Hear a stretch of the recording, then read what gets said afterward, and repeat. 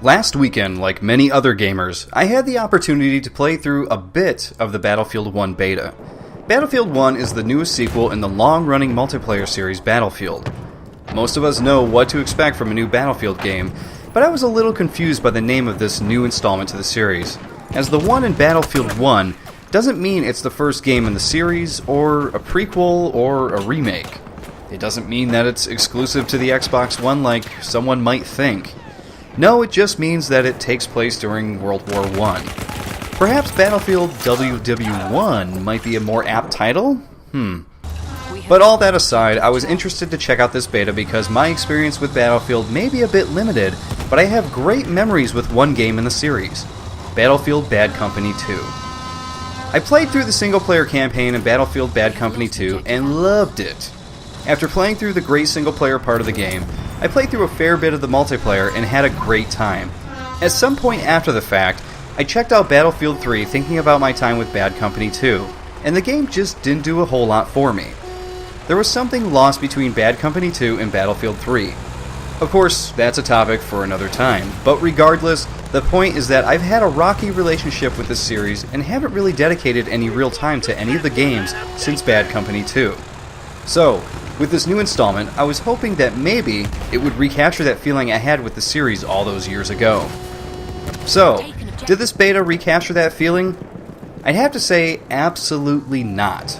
Though I will say that I did have more fun with this beta than I did with the limited time I spent in Battlefield 3 or 4. In this particular beta, the Sinai Desert was the setting. There were two different modes to choose from, Conquest and Rush. Conquest is sort of a gigantic war where you try to capture areas on the map and rack up points doing so. Then Rush is all about moving fast and capturing points 2 by 2 until you get to the end of the map and can hold your own against the enemy. I found both modes to be really fun, but in a different sort of way. In Conquest, the vehicles are where it's at for me. Sure, the shooting feels good, and there is something to be said for the feeling of lobbing a grenade in a shack or over a hill and getting a kill. But nothing beats the feeling of rolling up in a vehicle and running dudes over. Or pulling up in a tank and destroying all the enemies there. Or even riding up on a horse and blowing someone away with a shotgun. It almost got to the point for me where I didn't want to spawn unless I could drive or at least be in a vehicle heading toward the enemy base. It's just that fun. I haven't laughed out loud playing a game in a long time, and some of the shenanigans you can get up to in a vehicle or on a horse made me burst out laughing.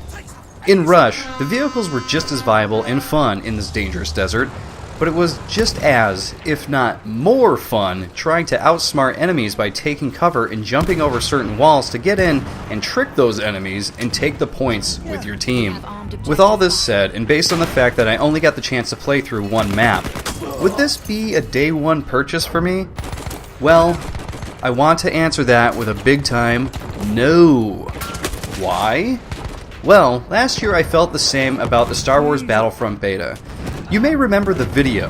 I had a lot of fun with that Star Wars beta, and at the time was planning on purchasing the game day one. However, I read that they intended to have a $50 season pass. This made me immediately pass on the game. Now, I'm not against DLC per se, but a $50 season pass for a multiplayer game is just going to split up the player base, and that isn't something I'm going to support. Plus, as a Star Wars game, it felt as though they were creating this expensive DLC just because they knew that huge fans of the franchise would fork over the cash. While Battlefield 1 hasn't announced a season pass exactly, they do have 3 different editions of the game available for pre-order. One is the standard edition for $60, the digital edition for $80, and the ultimate edition of the game for $130. So what's the biggest difference here between these different editions? Well, only the Ultimate Edition comes with something called a Premium Pass. What's in the Premium Pass? Why, access to 4 upcoming expansion packs. Wait a minute, that's the friggin' Season Pass.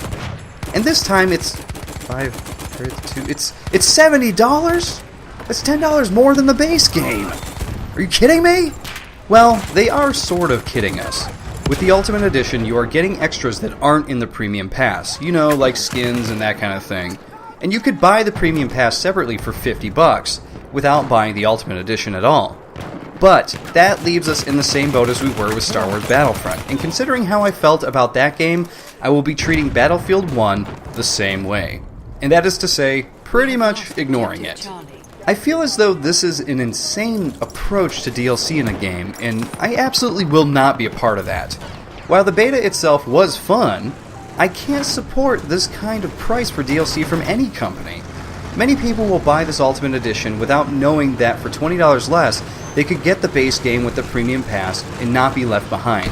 I understand what the company is doing here, and I don't really like their approach to marketing and selling their product. So, thanks, but no thanks, Battlefield 1. You were fun, but not that fun.